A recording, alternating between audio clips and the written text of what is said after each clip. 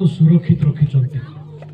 आज जेतेबेले महिला क्लास को आम आसीचु ए महिला क्लास रे प्रभु आम को कथा कहतु पुणी एतेबेले जेतेबेले आमे ए दीप को प्रज्वलित करबा पई जिबा ए दीप बा ए कैंडल जेपरि कि एई महिला क्लास रो आरंभ रु शेष पर्यंत पुणी आम्मांकर जीवन शेष संध्या पर्यंत आलोकित हो रहिबो। एई जो दीप आमे जलाउछु एहा जे गोटे उदाहरण केवल किंतु एहा द्वारा आम्मांक ख्रिस्टियन जीवन प्रज्वलित हो वाक्य माध्यम रे। आ एई समय रे मु पिता पुत्र एई समय रे मु पिता पुत्र और पवित्र आत्मा नाम रे